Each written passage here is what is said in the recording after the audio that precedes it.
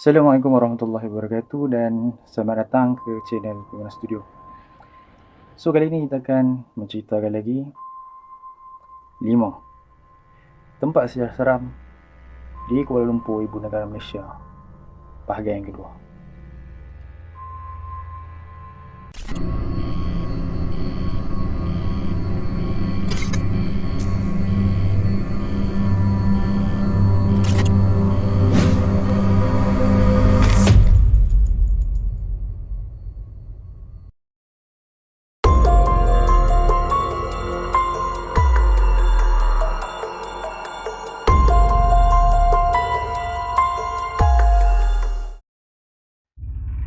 Banyak hotel di Malaysia ni yang kita tahu sangat banyak dan tak terkira jumlah dah. Dan dikatakan juga hotel tersebut adalah salah satu tapak lama hospital yang dirobohkan kemudian dibangunkan hotel tersebut. Hotel ni juga aku percaya bangunan dia masih wujud sampai sekarang, cuma namanya yang berbeza. Hotel ni banyak cawangan di selatan Malaysia dan hotel tersebut katanya di cawangan di KL telah pun ditutup sekian lamanya dan cawangan yang selainnya masih dibuka di negeri-negeri yang lain. So cerita kali ini adalah berkenaan dengan hotel di cawangan Kuala Lumpur. Cerita dia macam ni. Dikisahkan sepasang kawan warga Singapura yang teringin nak berjalan-jalan di Malaysia di sekitar Kuala Lumpur. Katanya dia pun nak jumpa dengan kawan lama untuk datang ke Malaysia dan kebetulan kawannya duduk di Kuala Lumpur. So mereka berdua ni tiba agak awal lah di KL. Jadi mereka pun perlu segera mencari hotel. Jadi mereka pun carilah hotel yang terdekat dekat sana.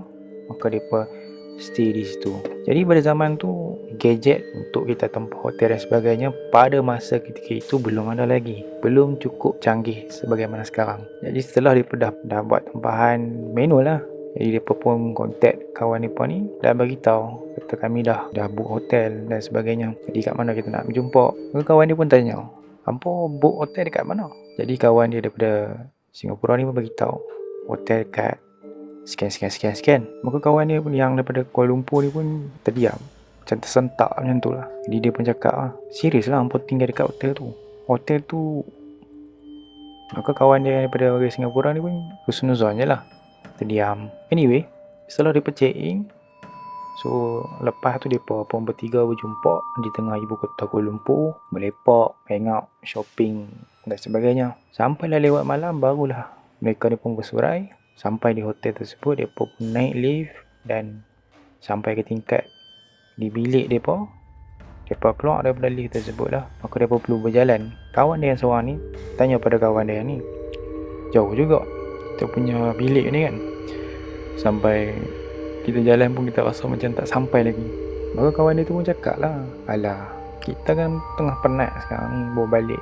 Memanglah kita akan rasa jauh. Setibanya daripada di bilik, dia pun nak buka pintu. So kawan dia salah satu buka pintu, terdengar ada orang yang menekan tombol kunci dari dalam. So kawan dia yang duduk kat belakang tak dengar, yang tengah buka pintu dia dengar. So dalam keadaan penat tu, dia pun masuk je lah buat tak tahu. Maka kawan dia yang daripada belakang tadi tu terus masuk ke dalam bilik, lompat atas katil nak tidur lah. Maka kawan dia yang buka pintu tadi tu tengah buka kasut. Maka sewaktu kawan dia ni buka kasut lah, sambil dia pandang ke arah kawan dia yang tengah duduk atas katil tu, tengah baring kan, di sebalik belakang kawan dia yang tengah baring ni, dia nampak ada sesuatu. Maka dekat situlah dia panggil kawan dia ni dengan nada suara yang sangat slow. Dia panggil, Weh.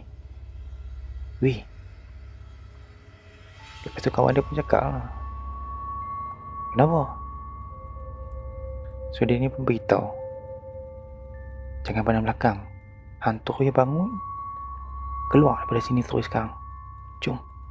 Maka kawan ni pun dengar cakap kawan dia ni, terus keluar. Maka dia pun bergegas keluar dan terus turun ke lobi.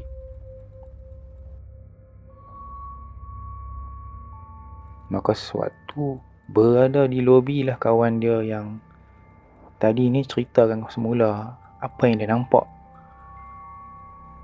Dan apa yang dia nampak? Dia nampak ada satu perempuan berambut panjang, berpakaian putih, sedang terbaring terbujur di belakang kawan dia yang tengah baring pada masa yang sama. Maka sepanjang malam mereka berdua ni hanya tidur di lobi hotel saja. Dan keesokan paginya mereka masuk ke dalam bilik depa tersebut ambil barang-barang dan sebagainya, cuci muka tanpa mandi dan sebagainya, terus pulang ke Singapura.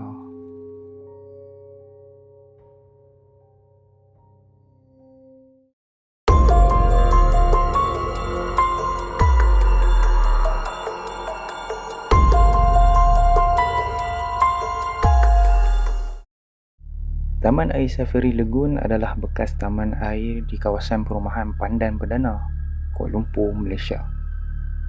Beroperasi antara tahun 1998 hingga tahun 2007.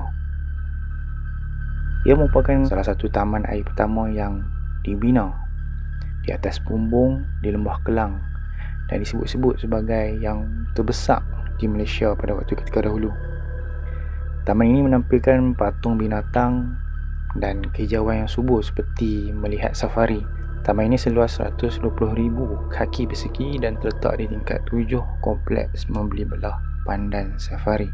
Pada Januari 2007, ada kejadian di mana seorang pekerja lemas di salah satu kolam taman ketika dia terperangkap di dalam pam air bertekanan tinggi semasa mengambil barang-barang pelawat. Berikutan itu juga terungkap bahawa taman tema tersebut telah beroperasi selama 9 tahun terakhir tanpa lesen dari Majlis Pembandaran Ampang Jaya. Taman ini ditutup tidak lama kemudian. Sebahagian daripadanya kemudian digunakan semula sebagai restoran, tetapi sebahagian besarnya sepi pada tahun 2014. Walaupun begitu, kompleks membeli belah di bawahnya terus beroperasi sehingga tahun 2015 dan seterusnya. Sebahagian besar ramai dah tahu apa jadi. Malah sehingga ke hari ini, sesiapa yang memandu di sepanjang jalan lingkaran tengah 2 jadi MRR tu pasti akan terlihat struktur bangunan warna hijau yang masih berdiri kukuh di tepi jalan. Pihak pengurusan masih cuba untuk hidupkan tempat itu dengan membina sebuah restoran iaitu Anjung Kayangan Steamboat dan Seafood Restaurant. Bagaimanapun, restoran itu tidak bertahan lama dan akhirnya tutup. So, sekarang saya berada di Lagoon Safari yang Kebiak. Anda boleh tengok video Bro Faizal Rozi Vlog dan juga Detektif Mat Dispatch.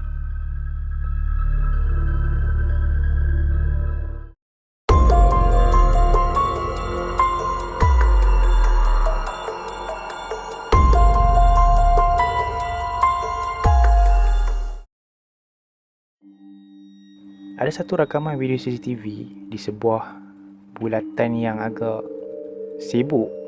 Kejadian ini dikatakan dirakam di Kuala Lumpur pada 29 April 2014. Dalam kesibukan kota raya Kuala Lumpur ni, dalam video tersebut kita boleh nampak ada seorang lelaki tua yang sedang duduk di kerusi sambil menjual surat khabar. Okey, perhatian video ni baik-baik.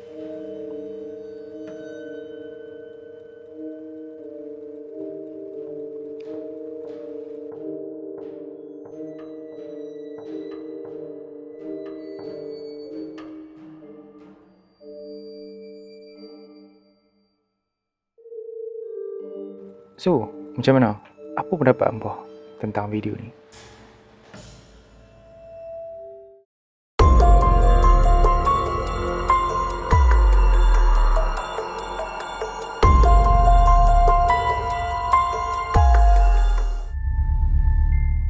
Sekolah ni merupakan sekolah teknik tertua di Malaysia yang di mana lokasinya di Bandar Tun Razak, Kuala Lumpur. Jadi aku rahsiakan nama sekolah tersebut. Siapa yang pandai bolehlah komen di bawah. Sekolah apa ke itu? Dikisahkan bahawa ada seorang pelajar perempuan yang menetap di asrama sekolah tersebut mengalami perkara mistik pada dirinya, di mana mukanya tu dicakap halus pada setiap kali dia bangun dari tidurnya. Dan kisah cakaran muka dia tu berlarutan sampai ke dalam kelas pun kena tanya dengan cikgu dan turut diejek oleh kawan-kawan dia sendiri. Sampai dia sendiri tak tahan dan call mak dia untuk mengadu tentang muka dia. Maka mak dia pun bagi petua perubatan. Bila dia ikut, alhamdulillah cakaran tersebut berkurangan tak lama selepas tu. Cuma apa yang memelikkan, rupa-rupanya bukan setakat tu yang dia alami. Diceritakan semasa dia berada di dalam bilik prep. So siapa yang duduk asrama tahu lah bilik prep ni apa kan. Memang tiada siapa yang dibenarkan berada di dalam kata apa bilik asrama sendiri. So study kena di bilik prep kalau dekat sekolah biasa teknik macam ni kan. Jadi maka dia study lah macam biasa, sebab esok tu katanya ada exam. Dalam jam 11 malam macam tu, ada kelibat ayah dan kakak dia datang ke asrama dia. Maka dia pun terkejut lah kan, datang ke bilik prep dia kan. Kenapa datang? Maka ayah dia pun kata, adik kan sakit, jom packing barang sekarang, kita balik berubat. Dia pun dah kerut dari sakit. Apa ni? Malam tu ketika berada di rumah dia sendiri, adik-beradik dia sendiri pun langsung tak berani nak mendekati dia. Kakak dia ceritakan pada dia kisah sebenarnya. Rupa-rupanya sewaktu dia sedang duduk dalam bilik prep malam-malam study tu kan, pada malam sebelumnya, kawan-kawan dia yang lain nampak dua orang yang sama, di mana diri dia sendiri ada di tempat lain pada masa yang sama. Diri dia ni pada masa yang sama tu ada dekat toilet satu dan dekat dalam bilik prep satu. Maka kawan dia yang lain perasan benda tu. Maka dia bertindak sendirian untuk terus call mak ayah dia. Maka kakak dan ayah dia bergegas ke asrama dan ambil dia untuk berubat. Dan Alhamdulillah sejak berubat, tak ada lagi benda-benda aneh yang jadi pada diri dia.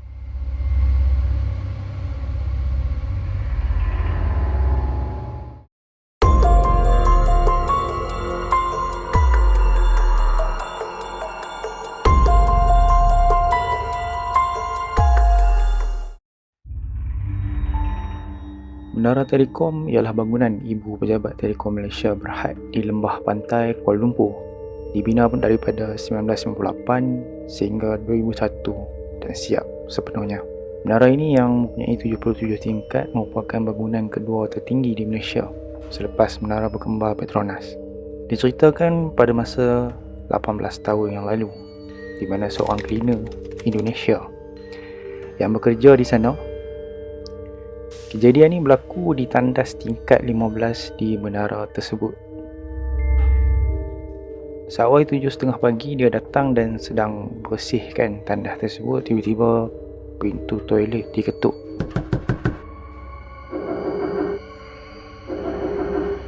Jadi cleaner ni pun menjawab tak boleh masuk, toilet sedang dicuci.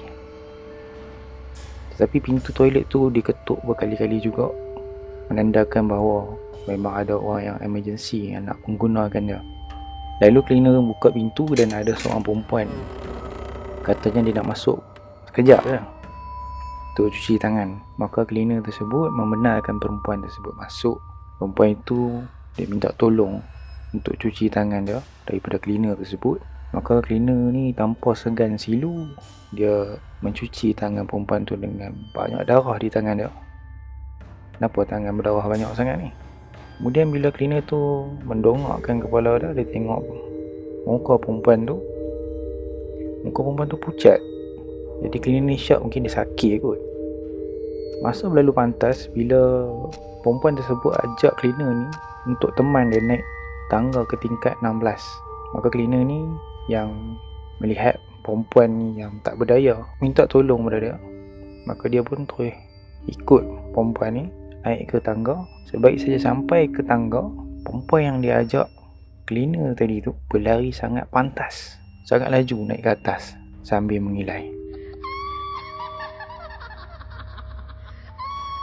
Maka cleaner ni dengan perasaan takut terus berlari ke ruang pejabat di tingkat 15 tersebut. Sehingga kan ada seorang pengurus perempuan yang menyaksikan cleaner tu lari masuk dengan pejabat dengan perasaan yang curiga. Dah kenapa cleaner ni nampak hantu ke? Setelah kejadian tersebut, maka cleaner tu menceritakan segalanya kepada orang atasan, dan orang atasan pun mengambil ikhtiar untuk bawa ustaz menghalau yang dikatakan penjaga tingkat 15 yang selalu mengganggu dan mengacau manusia yang bekerja di tingkat 15. Tujuan dia yang utama adalah mengganggu wanita yang membuang tuala wanita ke dalam tong sampah tanpa membasuhnya terlebih dahulu. Dan yes, penjaga tersebut mengganggu disebabkan kecuaian wanita. Kerana pada masa tersebut, banyak wanita yang bekerja di tingkat 15 membuang tuala wanita pada ketika itulah, membuang merata-rata saja.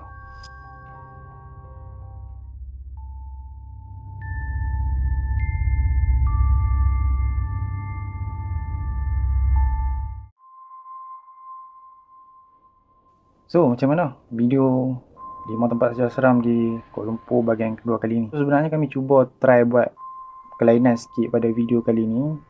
Jangan lupa untuk subscribe channel Bimana Studio, follow Facebook, Instagram, TikTok Bimana Studio. Sehingga kita jumpa lagi di next video insyaAllah. Assalamualaikum warahmatullahi wabarakatuh dan selamat malam.